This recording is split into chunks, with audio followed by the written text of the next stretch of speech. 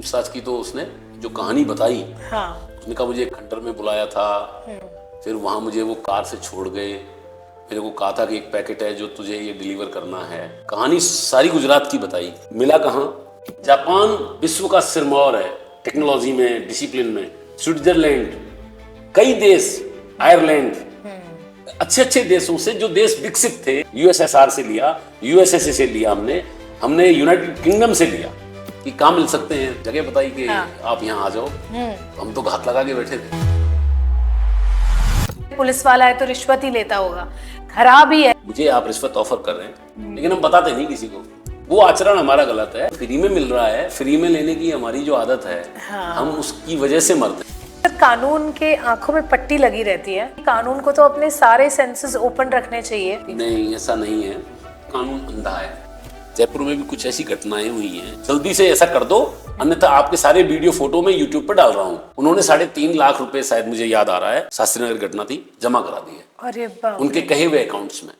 WhatsApp कहता है कि मैं थर्ड पार्टी नहीं कर रहा हूँ, एनक्रिप्टेड है मेरा सब कुछ। ट्रू कॉलर अपने आप में हमारी इंफॉर्मेशन चुरा रहा है, लेकिन अपराधी यूज कर रहा है उसको। फिर सिग्नल को अपराधी यूज कर रहा है। आपका बेटा जो है, हमने उसको पकड़ लिया है। वो बाकी 2-3 लड़कों के साथ मिलके इस तरीके के किसी दुष्कर्म में उसको पकड़ा गया है। जिसने ज्यादा ढंग से पेश किया और जिसके वजन थी बात में, वही फैसला है।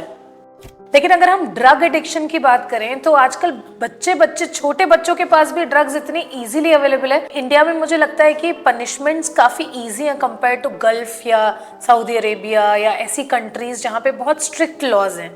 हम पुलिस वाले हैं, आपने बहुत सिखाया हमको तो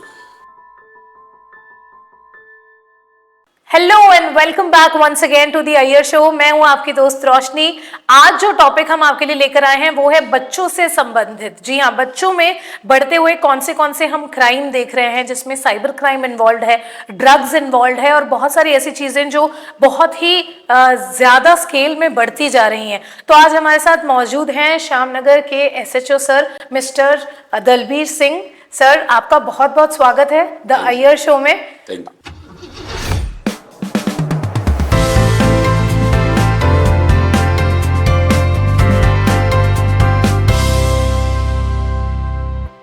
तो सर, आपने 2005 में स्टार्ट किया अपना पुलिस का करियर, तो क्या इंस्पिरेशन था सर? मतलब कैसे आप इसमें आए? मैं सबसे पहला बताऊं तो एक आंदोलन हुआ था आरक्षण का, मंडल कमीशन के विरोध में। मैं बहुत छोटा सा था, तो उस समय हमें किसी कारण से, चूंकि बच्चे थे उत्पात कर रहे थे, तो थाने पे ले जाया गया था। अच्छा। हमारा होम टाउन थाना लगता था नरबई। हाँ। वहां ले जा करके और जो बच्चों के साथ बिठाया बच्चों को और बोले तुम लोगों ने इतना किया, तोड़ फोड़ कर दी, ये कर दिया। हाँ। जबकि ऐसा कुछ था नहीं, क्योंकि बच्चे, स्कूल के बच्चे कितना कर सकते हैं। पर चूंकि व्यवस्था थी पुलिस की, आज हम समझ पा रहे हैं कि हमें वहां से क्यों हटाया गया था। तो हमें हटा करके थाने पे ले जाया गया। वहाँ एक उस टाइम के जो थानाधिकारी थे, इंचार्ज थे, उनसे हमने उनका वहाँ पे बिहेवियर और वो जो देखा, वो बहुत एक अमिट रूप से मेरे उसमें मन मस्तिष्क में चला गया। मैं तैयारी कर रहा था, RAS की भी तैयारी मैंने की और अन्य विभाग में भी जाने की मेरी थी मनसा। लेकिन चूंकि जो जिसको डेस्टिनी हम कहते हैं, शायद कहीं मुझे पुलिस में नौकरी करनी थी और इस अच्छे विभाग का हिस्सा बनना था, तो मैं लगातार तैयारी कर रहा था। उसी दरमियान 2005 में फाइनली सेलेक्ट हुआ और फिर मैं पुलिस विभाग में लगातार अब कार्यरत हूं। ओके सर, क्योंकि आपको काफ़ी टाइम हो गया है साइबर में काम करते हुए और बहुत सारी मतलब आप मोटिवेशनल बातें बताते हैं, इनफैक्ट अवेयरनेस की बहुत सारी बातें बताते हैं। तो स्पेशली आज हम जानना चाहेंगे कि बच्चों के साथ ये जो मोबाइल का एडिक्शन है और जो हम शो शुरू होने से पहले बात कर रहे थे, जो APK जिसको हम बोलते हैं, जिससे फोन्स वगैरह जो ट्रैक हो जाते हैं, ये आजकल इतने ज़्यादा कैसे बढ़ रहे हैं सर, और ये क्या है बेसिकली? हम जब अपराध की बात करते हैं, हाँ, तो अपराध, जो भी अपराध है, वो साइबर की अगर पार्टिकुलर बात करेंगे तो साइबर अपराध जो है वो ये है कि जो अच्छे काम के लिए सॉफ्टवेयर लाई गए, व्यवस्था लाई गई, उसी का जो डिफॉर्म जो रूप है वो है साइबर के जो वायरसेस हैं। करेक्ट। वायरसेस में एप्लीकेशंस होते हैं जो APK कहलाते हैं। APK एप्लीकेशन हैक करता है किसी भी जो इंटरनेट है या जो आपका कंप्यूटर सिस्टम है। ओके। जब कभी आप व्हाट्सएप पे काम कर रहे होते हैं, क्योंकि मोबाइल भी एक कंप्यूटर सिस्टम है, इसका अपना एक ऑपरेटिंग सिस्टम है।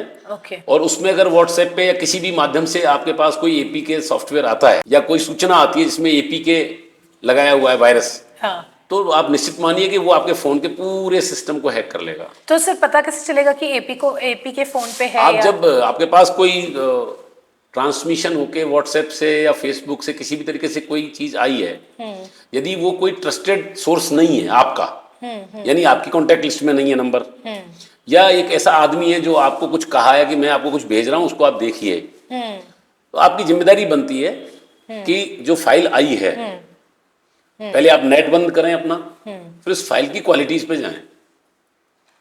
अच्छा। क्योंकि हम नेट ऑन रखते हैं हमेशा फोन का नेट ऑन करते ही जैसे हम उसको डाउनलोड करेंगे, डाउनलोड करते ही वो अपना काम शुरू कर देगा। अच्छा। वो आपके पूरे जो आपका जो कॉन्टैक्ट लिस्ट है फोन में, आपके जितने वीडियोज हैं, फोटोज हैं, वो सबको ले लेगा, क्योंकि वो परमिशन भी मांगता है साथ में, और आप बड़ी आसानी से परमिशन दे देते हैं। हाँ। बहुत सारे एप्लीकेशंस हम फ्री होने की वजह से, हाँ। मोबाइल में जो प्ले स्टोर है, एंड्रॉयड की स्पेशली बात करूं तो आईफोन इस मामले में काफी अलग है, बहुत अच्छा है, क्योंकि मैं किसी कंपनी की बात नहीं कर रहा हूं, पर ऑपरेटिंग सिस्टम जहां बात आ जाती है वहां पे आईफोन का अपना एक ऑपरेटिंग सिस्टम है, और एंड्रॉयड जो है उस पर हजारों एप्लीकेशन उपलब्ध है फ्री के।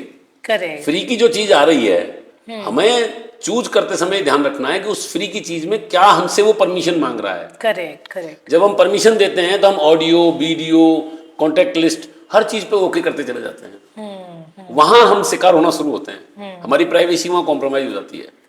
बच्चे क्या कर रहे थे, बच्चों की बात पे आऊंगा, क्योंकि मेन जो फोकस आपका था वो ये था बच्चों का ये हुआ है, कोरोना जब आया हमारे बच्चे मोबाइल से काफी दूर थे, लेकिन कोरोना के आने के साथ ही हमारी ऑनलाइन क्लासेस शुरू हुई, घरों पे वर्क फ्रॉम होम शुरू हुआ। हाँ। और हम ना चाहते हुए भी उस सिस्टम को अडॉप्ट करने लगे जो हमारे बच्चों के लिए ठीक नहीं था, या उनकी एज, या उनकी आंखें, या उनकी थॉट माइंडसेट, उनका लर्निंग लेवल, वो सब उसको मैच नहीं करता है।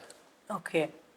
मोबाइल में अगर नेट चालू है तो दोनों ही बातें हैं, मोबाइल में बहुत अच्छी चीजें भी हैं, लेकिन मोबाइल में खराब चीजें भी बहुत ज्यादा हैं। अब बच्चों के लिए चाइल्ड लॉक आप लगा सकते हैं, लेकिन हर माँ बाप इस बात पे कहाँ तक ध्यान देता है कि उसने चाइल्ड लॉक कर रखा है कि नहीं कर रखा है।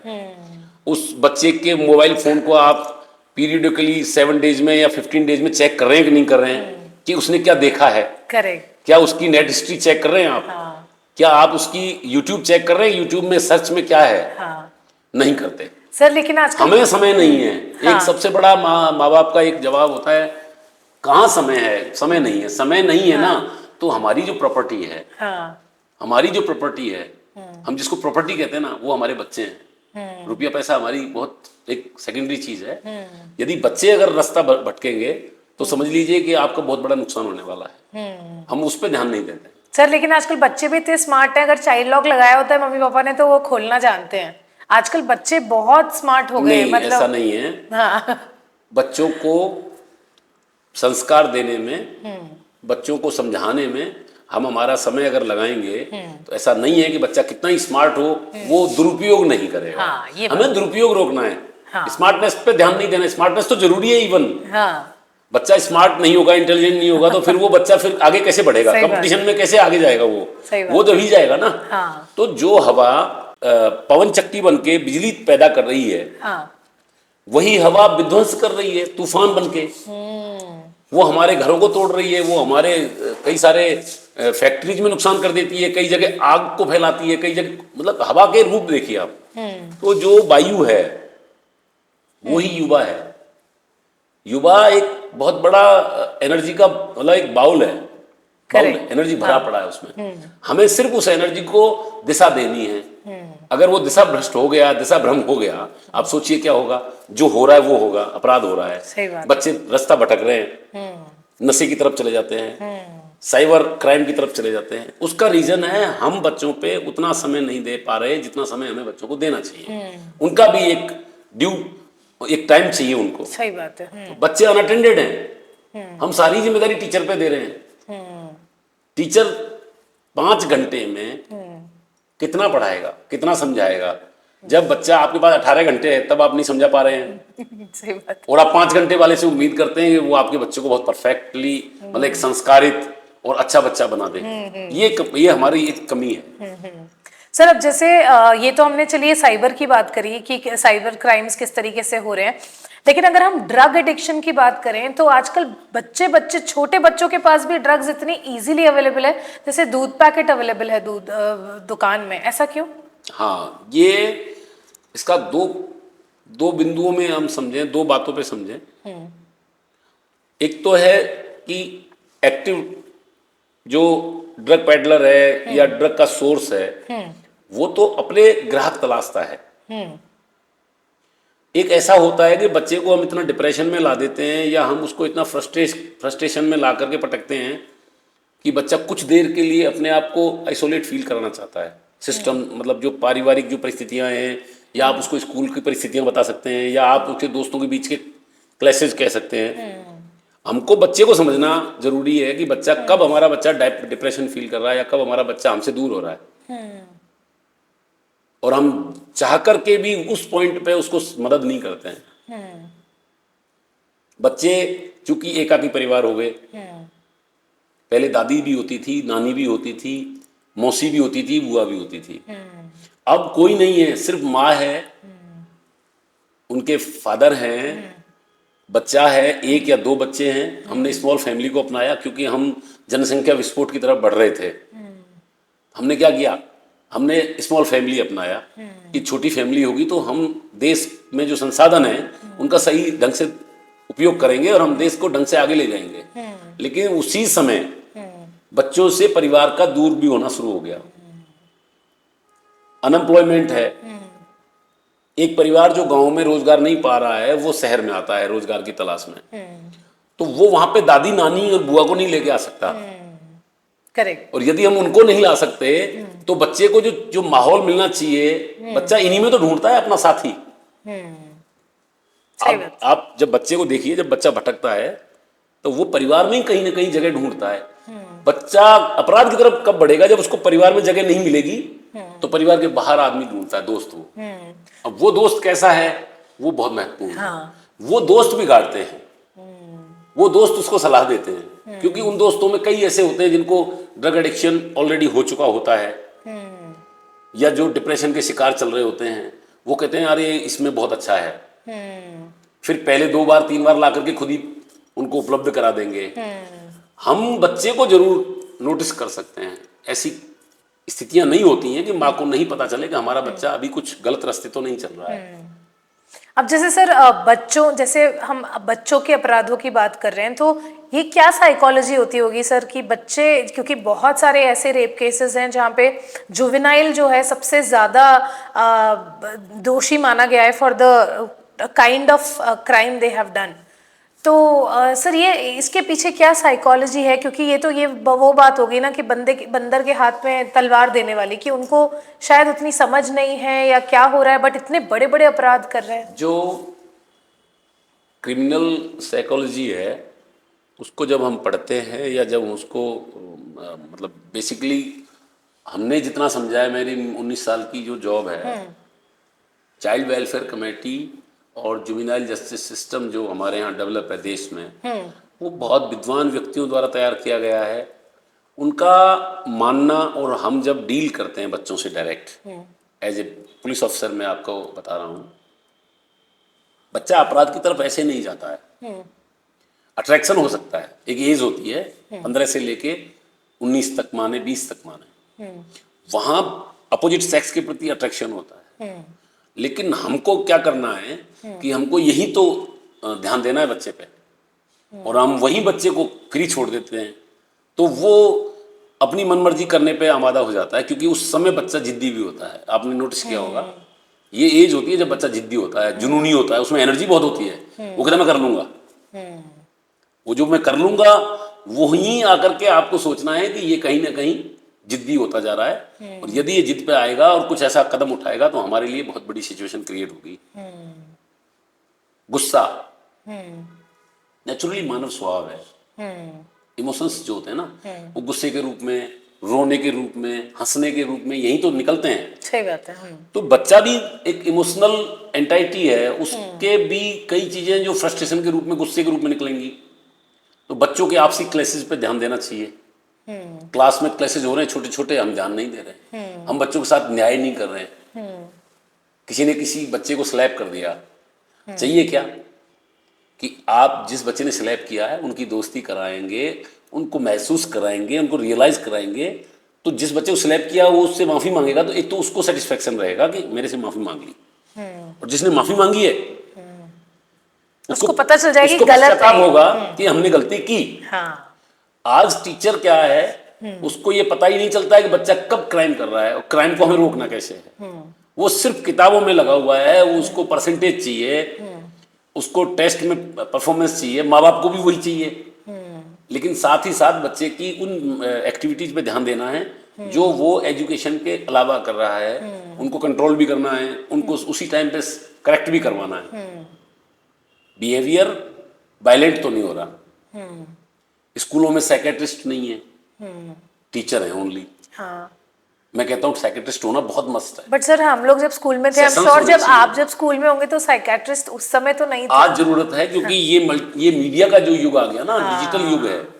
आज बच्चा पता नहीं कौन कौन सी तरह से प्रभावित हो रहा है, कहाँ कहाँ से उसके पास कंटेंट आ रहे हैं, क्या देख रहा है, नहीं क्या आ रहा सुन था रहा ना। है। तब आपकी कॉलोनी को ही, आप पूरी कॉलोनी को नहीं जानते थे, आज आप पूरे देश को जान पा रहे हैं। हाँ।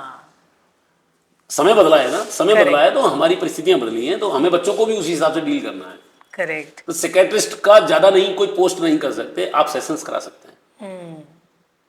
मंथली नहीं करा सकते तो 6 मंथ से करा सकते हैं। एक असेंबली हो जिसमें एक साइकेट्रिस्ट बच्चों को एड्रेस करे, एक अच्छा मोटिवेशनल स्पीकर एड्रेस करे, तो चीजें बदलती हैं। हम सिर्फ और सिर्फ बच्चे से ये उम्मीद करते हैं कि वो इतनी परसेंट लाए, वो वहां सेलेक्ट हो जाए, फिर हम सफल हैं। तो सफलता का मायना क्या है, किसी एग्जाम में सफल होना, जबकि नहीं। देश में एक बच्चे को अच्छा नागरिक बनाना सबसे बड़ी सफलता है, कि वो जाने कि एक देश का सच्चा नागरिक को क्या तो करना है, क्या नहीं करना, क्या नहीं करना। सही बात है सर। सर हमेशा हम जैसे ये बात कर रहे थे कि हम हमारे मेरा अधिकार के बारे में बात करते हैं, बट मेरी ड्यूटी के बारे में कोई बोलता नहीं है। ये बहुत बड़ा विषय है।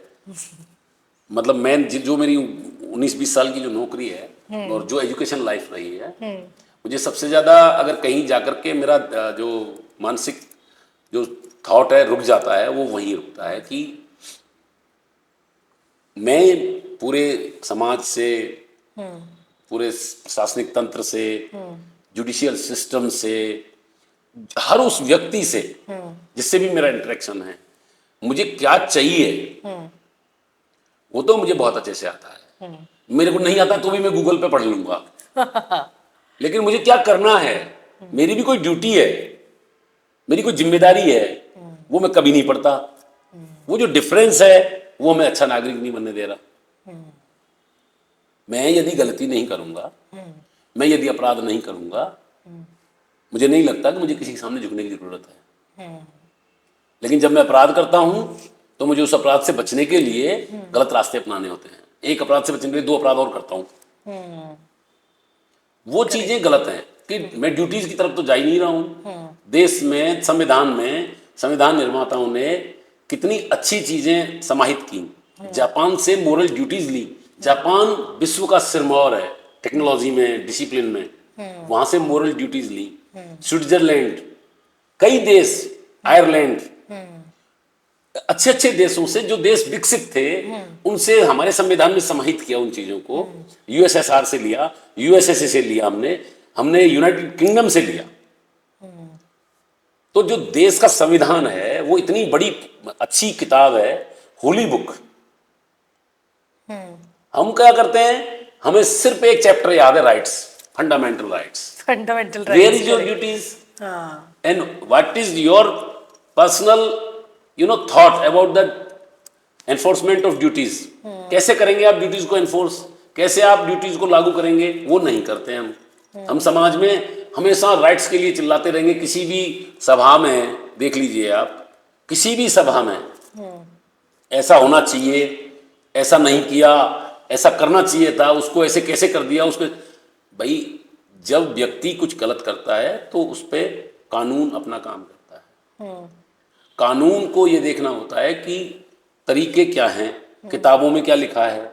अब वो चीज किसी को नहीं पसंद है, इसका मतलब ये थोड़ी है कि नहीं हम लागू ही नहीं करें।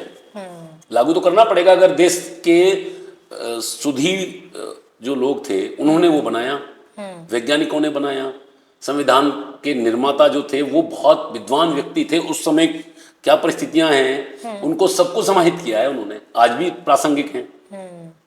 राइट्स आज भी मतलब बहुत ज्यादा हमारे देश में रक्षा की जा रही है सिविल राइट्स की।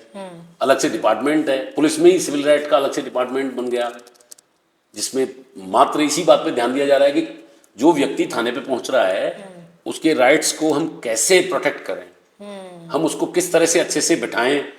रिसेप्शन बनाया, पंखा लगाया, एक टेलीविजन लगाया, उसमें डिस्प्ले लगाया कि पुलिस की क्या क्या अभी योजनाएं चल रही हैं, हम अवेयर कर रहे हैं। लेकिन उतनी ही जिम्मेदारी सामने वाले एक बड़े समूह की है कि वो ड्यूटीज को समझे। सही बात वो है। हमें एक देखें कि हम पुलिस का जो तंत्र है वही नहीं, प्रशासनिक तंत्र को रिस्पेक्ट करें कि जो व्यक्ति सरकारी नौकरी में आया है वो नियम कानून से बंधा हुआ है। यदि वो कहीं गलती भी कर रहा है तो उसकी मतलब आप एक स्तर पर जाकर के शिकायत कर सकते हैं, बजाय कि आप उससे उलझें, बजाय कि आप उससे झगड़ें, बजाय कि आप उसको गाली दें। हम क्या करते हैं, हमें तत्काल न्याय चाहिए, इंस्टेंट जस्टिस, वहीं हम जाकर के गलत करते हैं। क्योंकि न्याय तो विहित प्रक्रिया है, उसके तहत ही मिलेगा आपको, उसमें समय लगता है। हम कॉपरेट भी नहीं करना चाहते, हम गवाही नहीं देना चाहते, ये बात है। इस वजह से क्या होता है कि राइट्स और ड्यूटीज का जो कन्फ्रंटेशन है वो जो गैप है वो बहुत बड़ा है। राइट्स ही राइट्स जानते हैं, ड्यूटीज हम जानते ही नहीं। अब जैसे सर कानून के आंखों में पट्टी लगी रहती है, तो ये मैं हमेशा सोचती थी कि कानून को तो अपने सारे सेंसेस ओपन रखने चाहिए, क्योंकि वो तराजू है होता है उनके हाथ में, वो तोल भाव उनको बिल्कुल सही से करने के लिए देखना तो जरूरी है, बट आंखों में पट्टी क्यों होती है? नहीं, ऐसा नहीं है। कानून की मंशा निष्पक्षता की थी शुरू से कि मुझे ये नहीं देखना है सामने कौन है, respective of caste, religion, area, correct, जन्म, धर्म, जाति, इन सबको मुझे मतलब नहीं है, मुझे न्याय करना है। तो जब मुझे न्याय करना है तो मुझे निरपेक्षता होनी चाहिए, indifference to all things irrespective of all लिखा हुआ है। लॉ की पहली लाइन यही है कि इन सब बिंदुओं को साइड में करते हुए न्याय करना है। तो न्याय कब होगा कि साक्ष्य को तोलेंगे, जो तराजू है उसमें साक्ष्य है, डिफेंस का साक्ष्य और प्रोसिक्यूशन का साक्ष्य। जिसने ज्यादा ढंग से पेश किया और जिसके वजन थी बात में, वही फैसला है। इसलिए आंख पे पट्टी थी। और अभी लेटेस्ट तो अभी पता है कि जो हटा दी गई है पट्टी वैसे भी। तो इसका मतलब ये नहीं था कभी भी पट्टी का कि कानून को हम ये कहें कि कानून अंधा है। बहुत बहुत गलत और बहुत मतलब यूं कह सकते हैं अपन के परसेप्शन गलत है। हाँ, परसेप्शन ये है कि कानून की पट्टी का मतलब है कानून के लिए सब समान है। कानून ये नहीं देख रहा है कि आपकी जाति क्या है, कानून ये नहीं देखता आपका धर्म क्या है, कानून ये नहीं देखता आपकी एज क्या है। एज में फिर भी जुवेनाइल को अलग से थोड़ा हमने स्पेसिफाई किया है, बट कानून कास्ट और रिलीजन और क्षेत्र इनको नहीं देखता। कानून ये देखता है अपराध हुआ कि नहीं हुआ। सही बात है। और हुआ है तो उसकी सजा के विहित जो प्रावधान है उनकी पालना हुई कि नहीं हुई, अपराधी को उसके किए की उतनी सजा मिली कि नहीं मिली। हाँ, वो ये नहीं देखता अपराधी कौन है। तो इसका मतलब ये था। ओके। अब जैसे सर क्योंकि सजा की हम बात कर रहे हैं, इंडिया में मुझे लगता है कि पनिशमेंट्स काफ़ी इजी हैं कंपेयर टू गल्फ या सऊदी अरेबिया या ऐसी कंट्रीज जहाँ पे बहुत स्ट्रिक्ट लॉज हैं। आपको कभी डिफरेंस लगा है और उसके पीछे कभी कोई रीज़न है कि ऐसा क्यों? हम जो हमारी जो देश की जो व्यवस्था है, जितना मैं समझ पा रहा हूँ, हमें चाहते हैं कि 100 यदि अपराध रिपोर्ट हुए, हम एक बेगुनाह को सजा देना नहीं चाहते, एक को भी। बनस्पत की 99 गुनहगार छूट जाए, उसका फायदा अपराधी उठाता है।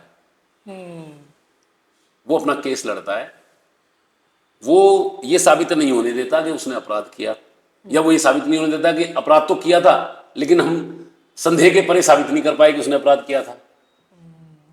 इसकी वजह से यहाँ पर जो कन्विक्शन की जो रेट है, अपराधी को जो कन्विक्शन होता है, जो सजा मिलती है, उसकी रेट कम है। अरेस्ट हो जाता है, उसके खिलाफ चालान भी पेश हो रहा है, न्यायालय निर्णय भी कर रहे हैं, उनकी अपील भी होती है, लेकिन कन्विक्शन रेट आज भी हमारी कई कंट्रीज से कम है। उसका रीजन है हमारा सिस्टम, कि हम चाहते हैं कि अपराधी भी अपना पक्ष पूरा रखे, क्योंकि अपराधी होने से पहले वो इंसान है। As a human being, everyone has the right to put forth their views, their evidences, their thought, कि उसने जब वो काम किया तो वो कैसा था। उसमें समय लगता है। इनोसेंट अंटिल प्रूव्ड गिल्टी वाली बात। यस। ओके। क्योंकि कोई व्यक्ति अपराधी बनने से पहले वो इंसान है, और देश या समाज या हमारे कानून की मंशा ये है कि इंसान को अपराध की तरफ बढ़ाने की बजाय उसको पीछे लाओ। उसमें क्या होगा कि माफी भी है। हाँ, लेकिन सर जिसके साथ गलत हुआ है वो तो नहीं माफ करेगा उनको पूरा राइट है ना उसका विरोध करने का। हाँ। कानून ने तो बराबर राइट दिया दोनों पक्षों को, कि यदि आप संतुष्ट नहीं है, नीचे के लेवल पे यदि कोई बरी हुआ है और आप संतुष्ट नहीं है, तो आप उसकी अपील कर सकते हैं। आप आगे जाइए, हाई कोर्ट है, ऑनरेबल सुप्रीम कोर्ट है।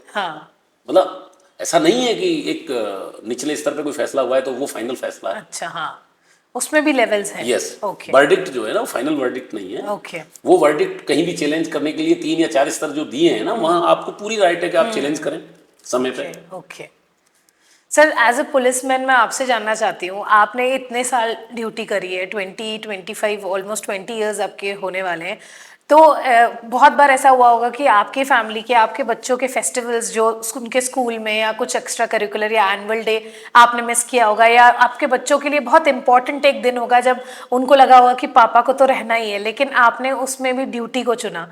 तो क्या होता है कि बहुत सारी चीज़ें लोग देख नहीं पाते हैं, या हमेशा ऐसा लगता है कि अरे पुलिस वाला है तो रिश्वत ही लेता होगा, खराब ही है।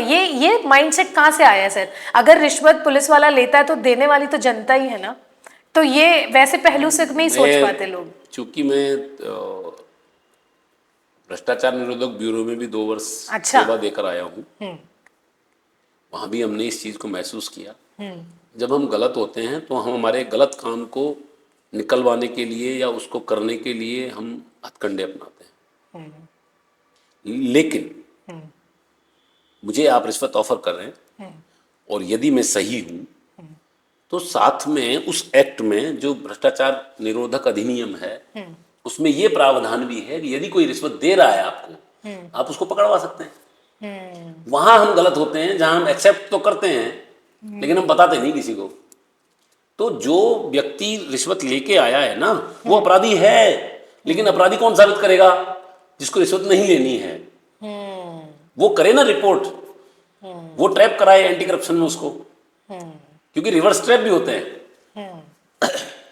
जो हमारा हम अगर सामान्य भाषा में समझें तो हमारा भ्रष्टाचार निरोधक अधिनियम जो है वो बिल्कुल ये पूरा मौका देता है सरकारी कर्मचारी को कि यदि कोई आपको प्रलोभन दे रहा है, ग्रेटिफिकेशन कर रहा है, आपको रिश्वत दे रहा है, आप उसको पकड़वा सकते हैं। तो जब हम नहीं पकड़वाते हैं तो हम गलत हैं, वो आचरण हमारा गलत है, और उसी के लिए एंटी करप्शन कार्य करती है कि आप जो हैंड इन ग्लव्स हो रहे हैं बिलो द टेबल, वो हमारा काम है पकड़ना उसको, क्योंकि वो तो गलत कराने आया है। आप क्यों गलत कर रहे हैं?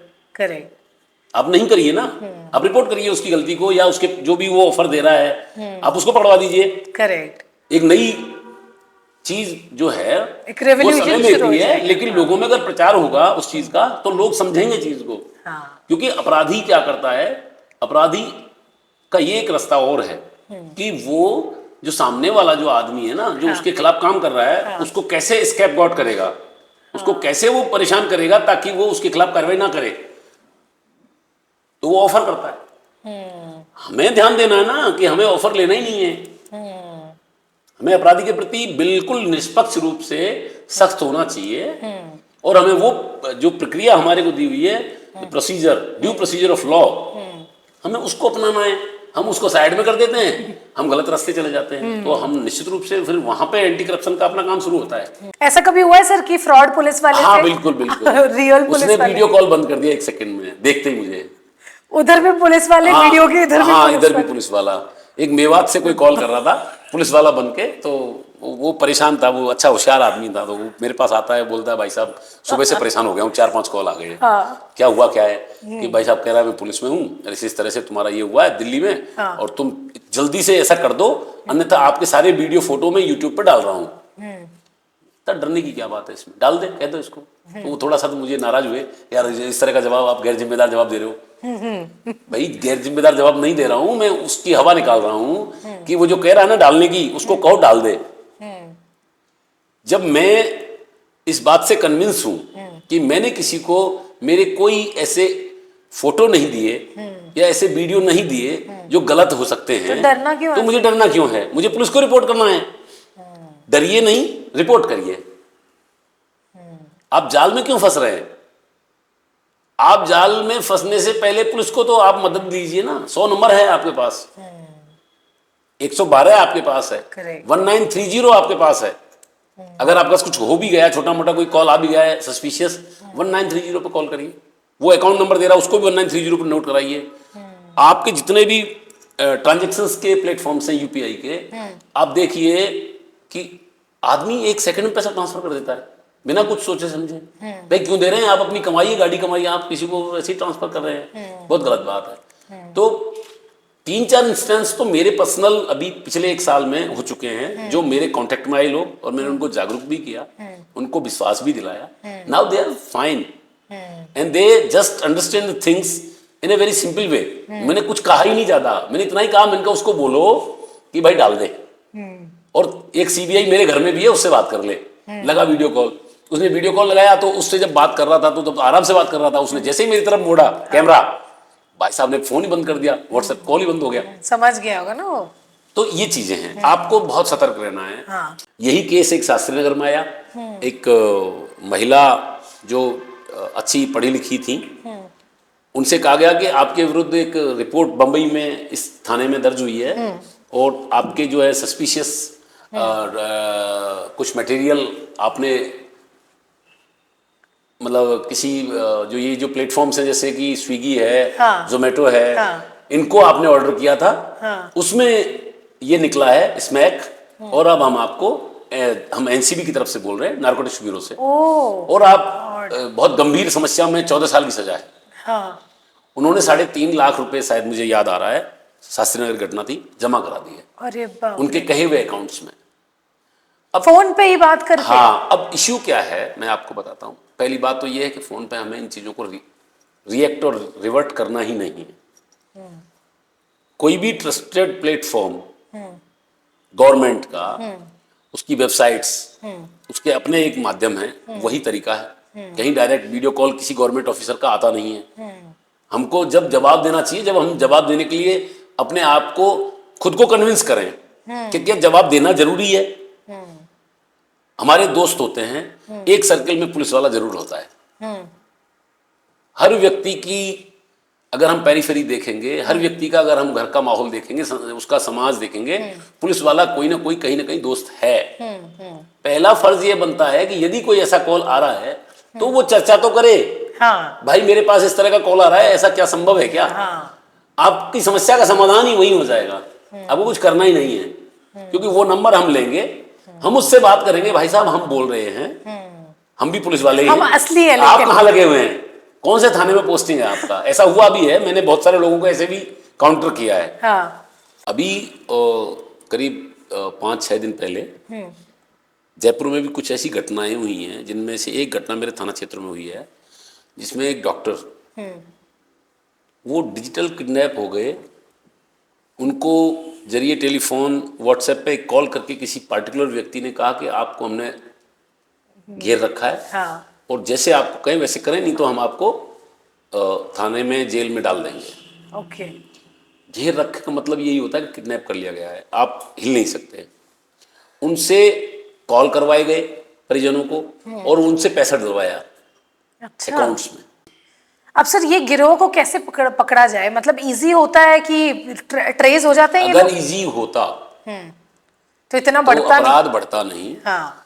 हम क्या है उस युग में जी रहे हैं जहां पर हमारे पास वर्चुअल प्राइवेट नेटवर्क जैसी सुविधाएं हैं, वीपीएन। जो हम कुछ पैसों पे ही हमारे लिए उपलब्ध है। तो हम जो वर्चुअल प्राइवेट नेटवर्क यूज करेंगे उसका सर्वर कहाँ है हमको खुद को नहीं पता है। वो सर्वर रैंडम आईपी लेता है। जो इंटरनेट प्रोटोकॉल है, आईपी एड्रेस जो होता है, इंटरनेट प्रोटोकॉल एड्रेस होता है, वो रैंडम लेता है। रैंडम आईपी से हम उसको डिटेक्ट करना हमारे लिए बहुत मुश्किल हो जाता है। उसका फायदा अपराधी उठा रहा है, लेकिन उसको इतना खुश होने की जरूरत नहीं है। धीरे धीरे सरकार की नीतियां इस तरफ भी बढ़ी हैं और हम उन चीजों को भी काउंटर करने के लिए हमारे पास एक अच्छा साइबर सेफ्टी लॉ भी है, साइबर सेफ्टी विंग्स भी बन रही हैं, साइबर थाने भी खोले जा रहे हैं। जरूरत इस बात की है कि हमें, जो लोग ये चाहते हैं कि ऐसा होना चाहिए, वो लोग खुद ये सोचेंगे हमें कैसा होना चाहिए। करेक्ट। क्या हमें रिएक्ट करना चाहिए किसी अननोन या अनट्रस्टेड जो कॉल है या जो इंफॉर्मेशन हमारे पास आई है उस पर हमें रिएक्ट करना चाहिए? नहीं। मोबाइल में टच करने की जो आपकी जो सोच है, आपको कौन सी लिंक को टच करना है वो आपको देखना पड़ेगा। ये नहीं कि आप हर लिंक जो हर कुछ भी आए उसको टच करते चले जाएंगे, तो फिर आप ट्रैप का हिस्सा बन सकते हैं। क्योंकि आपकी पूरी कॉन्टैक्ट लिस्ट वो ले लेगा, आपके परिवारजनों को फोन करेंगे, ब्लैकमेल करेंगे, और आप इतना पजल्ड हो जाएंगे कि आपको ना चाहते हुए उसको पैसा देना पड़ेगा। जो साइबर बुलिंग है क्या है, आपके कंप्यूटर सिस्टम को हैक कर दिया जिसमें आपकी बहुत महत्वपूर्ण जानकारी है और आपकी कंपनी उससे रन हो रही है, आपके सॉफ्टवेयर को लॉक कर दिया, फिर आप क्या करेंगे? आप ना चाहते हुए भी उसको कुछ पैसा देंगे। लेकिन जो एथिकल हैकर्स होते हैं वो ठीक नहीं कर सकते इसको?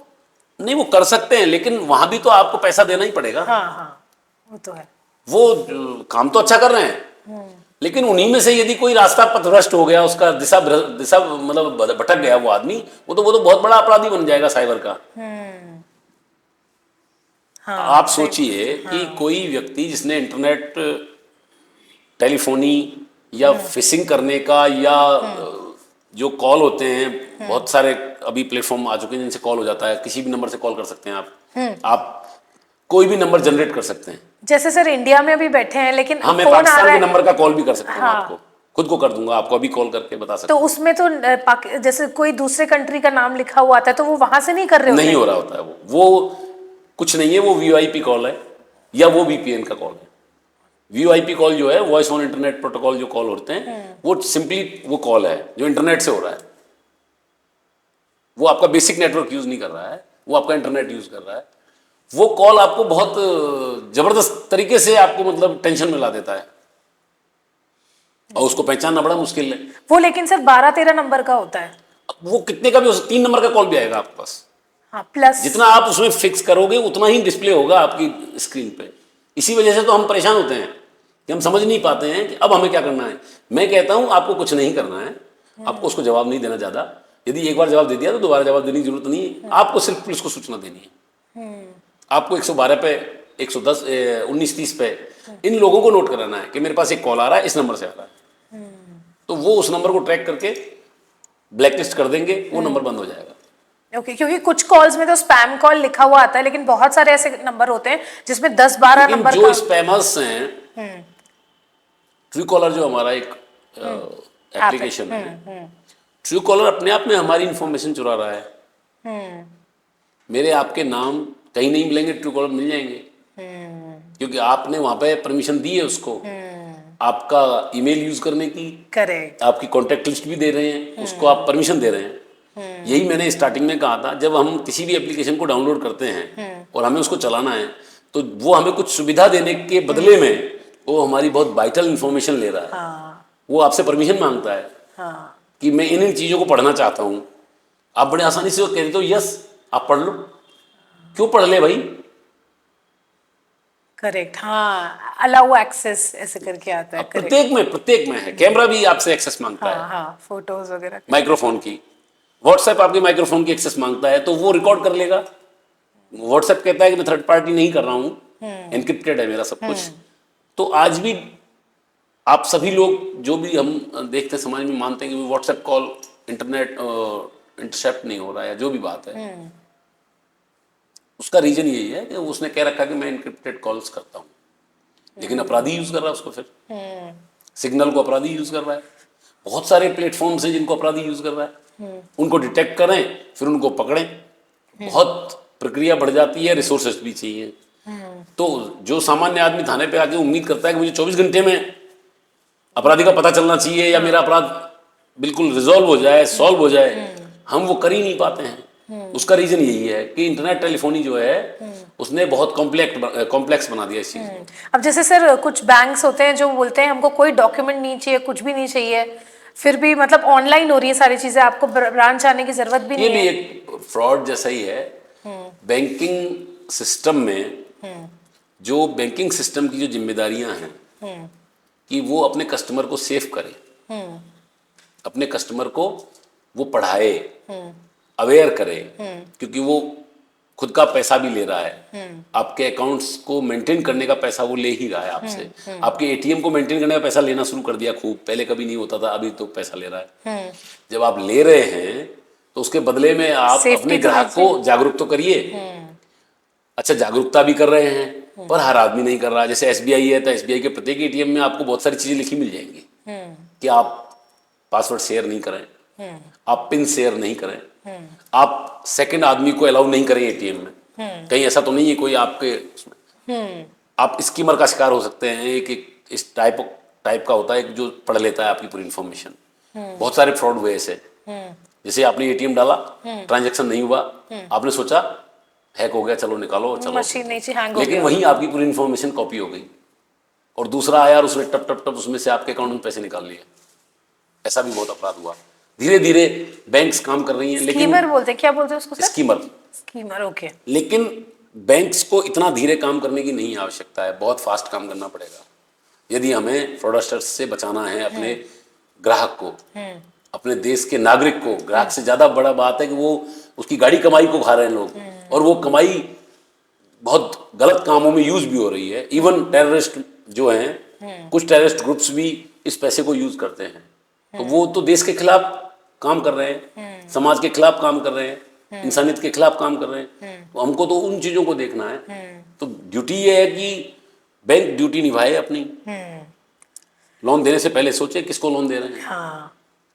और सर जैसे इतने साल आप रहे हैं साइबर इसमें सेल में, तो कुछ ऐसे इंसिडेंसेस आप शेयर करेंगे जो जिसमें आपने पकड़ा है क्रिमिनल्स को, और वो कैसी, थोड़ा उस बारे में बताइए। हाँ, एक जैसे कई सारे बहुत सारे प्लीज बताइए सर। इन सालों में हाँ। रहा है। एक व्यक्ति था जो मैजिक स्याही यूज करता था।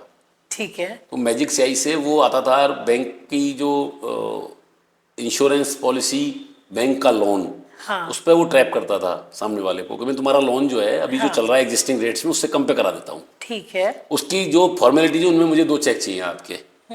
तो सामने वाला जो है अगर हल्का फुल्का भी कमजोर आदमी है, जो जिसको मतलब ये नहीं पता चल पा रहा है कि भाई घर पे क्यों आया ये, कोई भी इंश्योरेंस कंपनी घर पे क्यों भेजेगी बिना पूछे, तो वो साइन करके चेक और वो सब ले जाता।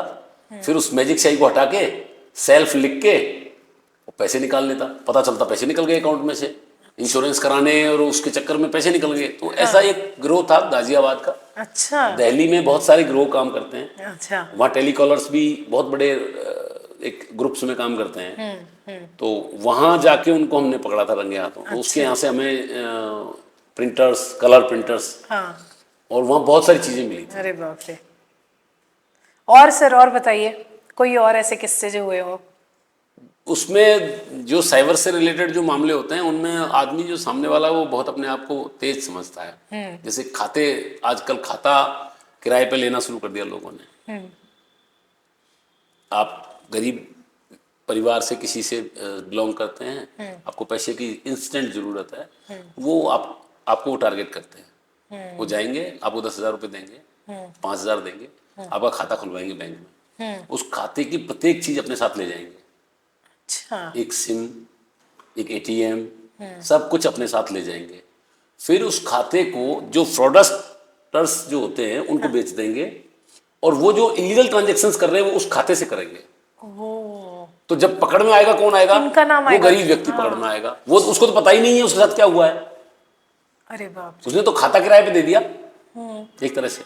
हाँ, ये बहुत हो रहा है। बट ये बैंक वाले पूछते नहीं है कि ये खाता, जैसे आप किसी को कोई अगर फ्रॉडस्टर वहां तो आप जेन्युइन जा रहे हैं ना खाता खुलवाने।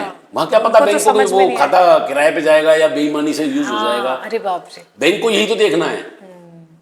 बैंक को इस मामले में भी सावधानी बरतने की जरूरत है कि खाता क्यों खोला जा रहा है। कहीं ऐसा तो नहीं है एक आदमी 3 खाते खोल के बैठा है, 5 खाते खोल के बैठा है और आमदनी 1 रुपये नहीं है। खाते क्यों खोल रहा है बराबर। कोई 18 साल का हुआ और उसने तुरंत जाके खाता खोला। स्टूडेंट है जब तक तो ठीक है कि उसकी कोई स्कॉलरशिप आनी है या उसको कुछ देना, लेकिन वो कोई व्यक्ति बिल्कुल अनपढ़ है और उसका खाता खुल रहा है, क्यों खुल रहा है फिर। ये चीजें देखने वाली है। सही बात है सर। कोई ऐसा इंटरेस्टिंग केस जिसको आपको पकड़ने में भी टाइम लगा हो और आपको लगा हो कि भाई ये तो परतें इसकी खुलती जा रही है, कितना डीप है, ऐसा कोई केस? साइबर का use as a call detail मैंने किया था। हाँ। और वो एक केस था कोटा का। मैं महावीर नगर थाने पे पोस्टेड था। एक अपराधी था जिसने अपने 3 पैन कार्ड, आधार कार्ड तो उस समय था नहीं, आधार कार्ड नहीं थे, पैन कार्ड और ड्राइविंग लाइसेंस और रेजिडेंस प्रूफ जो होता है वो 3 अलग अलग नाम से बनवा रखे थे। उसने एक ज्वेलर्स के साथ ठगी की, सोने और चांदी की। पहले विश्वास जगाया, फिर एक साथ अच्छा खासा अमाउंट लेके फरार हो गया था। अब जो नंबर उन्होंने लिए रखे थे मोबाइल से वो सब तो फर्जी सिम साबित हो गई, क्योंकि फर्जी आईडी से लिए हुए थे, उनका कोई अस्तित्व ही नहीं कहीं। उसके पीछे हम बहुत पड़े और फाइनली वो हमने ट्रैप किया। तो उसकी जो कमजोरियां थी, पुलिस वाले को ये देखना होता है कि अपराधी की कमजोरी क्या है। हमने उसकी कमजोरी पे ही अटैक किया और हमने उसको पकड़ा। लेकिन हमको आपने भी फ्रॉड कॉल किया था क्या फिर उसको हमने एक महिला से ट्रैप करवाया। अच्छा, हनी ट्रैप भी नहीं कह सकते, सिर्फ ट्रैप। अच्छा, क्योंकि मात्र हमें पकड़ना था उसको। हाँ, तो कैसे किया सर आपने? उसकी दोस्त थी पुरानी, तो उसको वो छोड़ चुका था। बट अच्छा, क्योंकि हमारी डिटेल्स में बहुत सारी हमने अलग अलग तरीके से जो डिटेल्स निकाली उसके कनेक्टेड लोगों की, उनमें एक महिला भी आई। अच्छा, महिला आई तो हमने उसको अप्रोच करके पूछा कि क्या हमारे लिए ये मदद हो सकती है। तो उसने पहले आनाकानी की, फिर वो तैयार हो गई। उन्होंने कहा ठीक है सर, आप कह रहे हैं तो मैं कॉल कर सकती हूँ, पर नंबर तो मेरे पास है नहीं। नंबर हम दे देंगे आपको, अभी जो नंबर चला रहा है। तो उसको फिर डाउट नहीं हुआ कि ये नंबर तो मैंने इसको दिया ही नहीं? जो आदमी अपराधी है, हाँ, जिसके मोरल्स नहीं है, ये चीजें तो मोरल की है ना, उसका कोई मोरल नहीं था। तो उसने तुरंत रेस्पॉन्ड किया उसको कि कहाँ मिल सकते हैं। तो उसने एक पर्टिकुलर जगह बताई कि आप यहाँ आ जाओ। तो हम तो घात लगा के बैठे थे। हाँ, अरे बाप रे। वो श्रीमान आए मिलने उनसे, वो महिला वहाँ थी ही नहीं। फोन तो हम कहीं और से करा रहे थे, हमने सिर्फ उसको जगह पे बुलाया कि यहाँ आ जाओ। तो वो थोड़ी लोकेशन ले सकता था उसकी कि है कहाँ महिला एक्चुअल में। तब तक तो व्हाट्सएप भी आया ही था, 2010 की बात है। अच्छा। बहुत 14 साल पहले की बात। अरे बाप रे। हमने जब पकड़ लिया, हाँ, तब हमने उसको बताया कि हम पुलिस वाले हैं। अरे बाप। आपने बहुत सिखाया हमको। तो ये लोग सर कन्फेस करते हैं कि हाँ, मतलब यस सारी चीजें? ऑलवेज व्हाइट कॉलर क्राइम वाले तो कन्फेस कर ही लेते हैं। इवन जो इस तरह का काम करते हैं, फ्रॉडस्टर्स जो होते हैं, जो गबन का काम करते हैं या जो अकाउंट्स में बेईमानी करते हैं, तो इजीली उनको लगता है कि हमें कोई 3rd डिग्री की या हमें किसी अपराध हमारे साथ करने की जरूरत नहीं है, हम तो खुद ही बता देंगे। अच्छा, तो बता देते हैं सब। और ये इतने ट्रेंड कैसे होते हैं? जैसे सर डिजिटल अरेस्ट की हम बात कर रहे थे, तो वीडियो के उस पार अगर हमारे पास कोई फोन आ रहा है तो बिल्कुल प्रॉपर एक पुलिस वाला या कोई एडवोकेट या कोई जज ऐसे बैठ के बात करते हैं। मैंने नहीं, एक्चुअली होता ये है कि आप ट्रेंड नहीं है। अच्छा, आपका इंटरेक्शन पुलिस से है ही नहीं उस वे में जिस वे में वो आपको इंटरेक्ट कर रहा है। तो आपको डिफरेंस करना मुश्किल हो रहा है। समाज में रहने वाला प्रत्येक व्यक्ति क्या थाने जाता है? नहीं। कभी मिलता है किसी थानेदार से? नहीं। किसी एसीपी से या किसी डीसीपी साहब से या किसी कमिश्नर साहब से? नहीं। मुझे नहीं लगता। नहीं। वहां जाके हम धोखा खाते हैं कि हम कभी मिले ही नहीं है। तो वो अगला वर्दी पहन लेगा तो हम मान लेंगे थानेदार है। वो मुझे बोल के दे, मैं बता दूंगा कि थानेदार नहीं है तू, भाई तू बेईमान आदमी है। ऐसा कभी हुआ है सर कि आपके पास ही आया हो कोई नहीं, ऐसा तो नहीं होता है। हमारे पास कॉल्स आते हैं, कई बार मेल्स आ जाते हैं, मैसेज भी आ जाते हैं, पर हम जानते हैं कि कौन है सामने वाला। बाकी होता सबके साथ है, क्योंकि वो नंबर्स ट्रैक करते हैं। मतलब एक सीरीज उठा लेते हैं वो पूरी, और अच्छा। सबको मैसेज डाल देते हैं। हाँ कुछ तो होगा, 2 आदमी ही फंसेंगे, इस तरह का भी थॉट है लोगों का। हाँ। और ये जो सर रैंडम मैसेजेस आते हैं कि आपने सुजुकी जीती है, आपको टाटा सफारी मिलेगी, ये वो, इस पे कैसे विश्वास कर रहे हैं लोग सर? उस पर विश्वास इसलिए कर लेते हैं कि हमारा जो एजुकेशनल लेवल है, हाँ, और हमारा जो सेल्फिशनेस है, हमारा जो मॉनेटरी जो बेनिफिट देखते हैं लोग। हाँ, जब फ्री में मिल रहा है, फ्री में लेने की हमारी जो आदत है, हाँ। हम उसकी वजह से मरते हैं। वो कहता है आपके फला अकाउंट में आपने ये किया था, अकाउंट, तो उसमें आपको ये इनाम मिल रहा है। इनाम कौन देगा? बैंक देगी। वो कौन होता है इनाम देने वाला? हाँ, और इनाम क्या फोन पे मिलता है? इनाम ईमेल से भी नहीं मिल सकता। इनाम एक प्लेटफॉर्म पर मिलेगा। वो ये कहे कि आप मुंबई आ जाओ और फलां जगह आना है, फलां ये प्रोग्राम है, तो आप जगहों को आप ट्रैक कर सकते हैं, आपके पास साधन है। लेकिन वहां कोई जगह नहीं होती है, वहां सब कुछ डिजिटल चल रहा है। तो वहां समझना हमको कि हमें जवाब क्या देना है। भाई साहब, आप इनाम देने के इतने शौकीन हैं, तो आप पहले अपने घर वालों को दे लो। 5 मिलियन पाउंड हैं, मुझे ही क्यों दे रहे हो भाई साहब? आप अपने घर वालों को दो ना, तो धनवान बन जाएंगे और आपको कॉल करने की जरूरत नहीं पड़ेगी। सही बात है सर। आजकल इसको मुझे पता नहीं है, आप मुझे बताइएगा क्या बोलते हैं इसको। जैसे एक कॉल आया किसी के पास, किसी घर के पेरेंट ने फ़ोन उठाया, तो वहाँ से वो बोल रहा है आपका बेटा जो है, हमने उसको पकड़ लिया है, वो बाकी 2-3 लड़कों के साथ मिलके इस तरीके के किसी दुष्कर्म में उसको पकड़ा गया है, और आप इतने पैसे जमा कर दीजिए, क्योंकि नहीं तो हम ये सारे मीडिया प्लेटफॉर्म्स में दे देंगे और आपके बेटे की बहुत बदनामी हो जाएगी, करियर वगैरह इसका कॉम्प्रोमाइज़ हो जाएगा। और फिर वो जो पापा रहते हैं, जो भी बात कर रहे थे, बोलते हैं मेरे बेटे से बात कराओ। तो वो जो बच्चा रहता है वो रोता है बहुत, मतलब अरे बाबा मुझे बचा लो, ऐसे लिटरली। और फिर वो बहुत सारे लोग तो ऐसे हो जाते हैं कि समझ नहीं पाते, और आजकल तो थोड़ा अवेयरनेस आ रहा है, तो नहीं, अब बंद हो गया लगभग ये। हाँ, क्योंकि कुछ दिन चला था। हाँ, इश्यू क्या है कि हर परिवार में स्कूल गोइंग बच्चा है, हर परिवार में। हाँ। और बच्चों से हमारे इमोशंस बहुत जुड़े हुए हैं। मतलब बहुत अटैच्ड होते हैं। तो अपराधी को यही तो चीज़ें हैं, वो ये देखता है कि कहाँ मुझे चोट करनी है, जहाँ से मुझे मैक्सिमम बेनिफिट मिलेगा, या मैक्सिमम माइलेज मिलेगा, या मैक्सिमम पैसा मैं खींच सकता हूँ। तो वो उन्होंने फिर बच्चों को हथियार बनाना शुरू कर दिया, लेकिन उसमें तो वो फंस गए। क्योंकि 10 अगर कॉल्स होंगे तो 9 कॉल्स में तो बच्चा नजदीक ही होता है माँ बाप के कई बार। हाँ। तो वो ये कहता भाई तूने अरेस्ट किसको कर रखा, मेरा बच्चा तो मेरे पास है। सही बात है। तो वो तुक्का उनका चला नहीं। हाँ, तो ज्यादा वो तो नहीं लगभग चला। बंद हो गया है। चला था, उन्होंने बीच में काफी कोशिश किया था। हाँ। मेरे पास शास्त्री नगर में एक केस ऐसा आया था। अच्छा।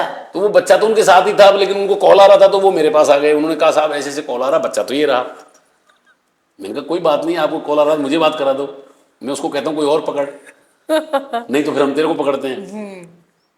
तो वो तो चला नहीं उनका जादू। हाँ। अभी तो उनका यही है, डिजिटल अरेस्ट और किडनैपिंग पे, डिजिटल किडनैपिंग पे, इन पे है। इन पे हमें बस ये ध्यान रखना है कि कहीं कोई ऐसा माहौल नहीं है कि इस देश में कोई भी व्यक्ति किसी को ये कह दे कि तुम अरेस्ट हो गए हो तो वो अरेस्ट हो जाए। जो विधिक प्रक्रिया है वो हमें पालना करनी होती है। पुलिस आपको अरेस्ट करने के लिए घर आती है, या आपको वहां से पकड़ेगी जहां आप काम कर रहे हैं। आपको फोन से कैसे अरेस्ट कर लेंगे लोग, ये समझने की चीजें हैं बेसिकली। और हम क्या होते हैं कि इन सडन मतलब एक मोमेंट में हम अपने आप को पता नहीं कैसे मान लेते हैं कि अरे फंस गए। भाई फंसे नहीं हैं आप, अभी भी आप पुलिस को कॉल कर सकते हैं। आपका मोबाइल तो आपके हाथ में है, आपके परिवारजन आपके पास हैं। तो कोई तो परिवार में भी ऐसा व्यक्ति होगा ना जो मतलब एक कॉमन सेंस रखता है कि एक कॉल आया और उस कॉल की वजह से मेरा भाई पूरी तरह टेंशन में चल रहा है, तो पुलिस तो वहां भी मदद करेगी। लेकिन उनको ये लगता होगा कि पुलिस ने ही तो फोन किया है, तो अब हम कहाँ जाएं? नहीं, ऐसा नहीं है। मैं यही तो कह रहा हूं ना, प्रक्रिया ये नहीं है ना। पुलिस फोन तो करती है, पुलिस ये फोन करती है कि आपने ये मुकदमा थाने पे दर्ज कराया था, इसमें ये कार्रवाई होनी है, आपका थाने पे आना जरूरी है। अच्छा। पुलिस ये फोन कर सकती है कि आप फला मुकदमे में मुलजिम हो और अपराध ये है। तो यदि वो अपराध आपने नहीं किया है, आप क्यों मान रहे हो अपने आप को अपराधी? अरेस्ट होने की बात तो जब आएगी जब आपने कोई अपराध किया है। आप सीधे ही अरेस्ट हो जाओगे कि बिना अपराध किए? तो हमको इतना सा कॉमन सेंस लागू करना चाहिए कि अरेस्ट बनती है किसी अपराध के लिए, और अरेस्ट बनने के लिए कागज चाहिए, खूब सारे तैयार करना पड़ता है एक आईओ को, और फिर उसको कोर्ट से सारी चीजें करनी होती है, कोर्ट को बतानी होती हैं। वहां सिर्फ थानेदार सब कुछ कर लेता है, वो देखने की बात है ना। ऐसे नहीं होता है, ये बहुत गलत तरीका है। अपने आप को सजा देने के बराबर मानता हूं मैं तो। यदि आप कॉमन सेंस अप्लाई नहीं कर रहे हैं तो आप खुद को ही सजा दे रहे हैं। ओके तो सर थोड़ा सा और, जो बच्चों में आप देख रहे हैं कि आजकल बच्चे किस तरफ जा रहे हैं, जैसे हमने अभी टेक्नोलॉजी की बात करी, एक्सेस मोबाइल यूसेज की या ड्रग्स की, और कुछ ऐसा आपको लगता है कि आजकल ये चीज भी एक अलार्मिंग सिचुएशन है? बच्चों में सबसे बड़ी जो अभी जो इश्यूज हैं वो हैं, मतलब हम जो टेक्नोलॉजी का जो यूज़ है ना, वो हम प्रॉपर नहीं कर रहे हैं, हम उसका मिसयूज़ कर रहे हैं। जैसे मोबाइल टेक्नोलॉजी है, बेसिकली हमें ई लर्निंग जो हमारी शुरू हुई कोरोना की वजह से, ई लर्निंग को एक प्रोपोर्शनेट या राशनल तरीके से यूज़ करना चाहिए था। हम पूरी तरह ई लर्निंग पे कैसे आ सकते हैं? तो हमारे जो मीडिया, जो हमारे जो एजुकेशनल इंस्टीट्यूट्स हैं, उनको भी ये देखना पड़ेगा कि ई लर्निंग को एक रेशियो में रखें, ना कि हम पूरी तरह बच्चे पे ई लर्निंग थोप दें। तो उसकी आंखें, इसका जो रेडिएशन है मोबाइल का, ये सब चीज़ें प्रभावित करती हैं। तो माँ बाप को और सभी की जिम्मेदारी है, एक पार्टिकुलर मैं नहीं कह रहा हूँ कि अकेले माँ बाप जिम्मेदार हैं या अकेला एजुकेशनल इंस्टीट्यूट, बोथ साइड। तो उनको ये देखना है कि ये कितना इंटरनेट यूज कर रहा है पर डे, या ये कितना एक्सपोजर इसका मोबाइल के लिए है या लैपटॉप के लिए है। उससे बहुत दिक्कतें आती हैं। आंखों का इशू है, आपका बेसिक जो कंसंट्रेशन है वो इशू है, क्योंकि जब नेट आप चला रहे हैं तो आपके जितने एप्लीकेशंस उसमें हैं उनमें पॉपअप आते रहते हैं। तो आप अगर किसी गलत पॉपअप पे जाकर के अगर क्लिक कर दिया तो वैसे आपका नुकसान होना है। बहुत सारी चीजें हैं। बहुत सारे बच्चों ने गेम्स के एप्स के माध्यम से गेम जो हैं, जैसे कि बहुत ज्यादा इशू ये है कि दो चीजें हैं। डार्क वेब नाम से एक इशू है बहुत बड़ा, बच्चों को जो प्रभावित कर रहा है। वहाँ पे बच्चों का यूज, डार्क वेब पे जो बच्चों का यूज है वो बहुत खतरनाक तरीके से बढ़ा है। वो पता ही नहीं चलता बच्चा कब हथियार बन जाता है। ड्रग्स, जो ड्रग पेडलर होते हैं उनका हथियार बन जाता है बच्चा, उसको पता भी नहीं चलता। उसका रीजन है कि डार्क वेब पे जाके बच्चों का काम करना, और उस चीज को अपने को पता करना है माँ बाप को कि मेरा बच्चा कहीं ऐसा तो नहीं है कि किसी ऐसे ट्रैप में फंसता जा रहा है या किसी गेम में ऐसे फंसता जा रहा है जिसका एंड जो है वो बहुत खतरनाक होने वाला है। हम बच्चों को बहुत ज्यादा अनअटेंडेड कर देते हैं तो उसके परिणाम बहुत खतरनाक होते हैं। सर डार्क वेब का कोई केस आया आपके पास जहाँ पे कोई एक केस जवाहर सर्किल में आया था। बाप रे। हाँ, वहाँ पे गुजरात का बच्चा अचानक रोड पे चलता हुआ देखा, तो उसको मेरे जो गश्ती दल था, गाड़ी जो 112 होती है, वो बिठा के थाने पे लाए। वो पूछताछ की तो उसने जो कहानी बताई, उसने कहा मुझे एक खंडर में बुलाया था, फिर वहाँ मुझे वो कार से छोड़ गए, मेरे को कहा था कि एक पैकेट है जो तुझे ये डिलीवर करना है। कहानी सारी गुजरात की बताई। मिला कहाँ? जयपुर में। हाँ। आप जयपुर कैसे आए? कि एक ट्रेन में बिठा दिया था, मैं उतर गया तो जयपुर आ गए, कोई बात नहीं, लेकिन रेलवे स्टेशन जवाहर सर्किल की दूरी बहुत है। आप यहाँ कैसे आए? कि यहाँ भी मैंने एक जगह कंप्यूटर पे जाके ई मित्र पे चेक किया कि मुझे क्या निर्देश मिलते हैं, तो उन्होंने कहा कि आप ऐसे ऐसे करके और वर्ल्ड ट्रेड पार्क एक जगह है वहां जाओ। हाँ। बच्चे को गाइड कर रहा है एक आदमी जिसके बारे में वो कुछ भी नहीं जानता है। और जो बच्चा हमारा है, जिसको हम पाल पोस के बड़ा कर रहे हैं या जिससे हमारी अच्छी कम्युनिकेशन होनी चाहिए, वो बच्चा हमको इन बिटवीन 48 और 72 आवर्स बता ही नहीं रहा है कि मैं कहाँ हूँ। सिंगल कॉल नहीं किया उसने माँ बाप को।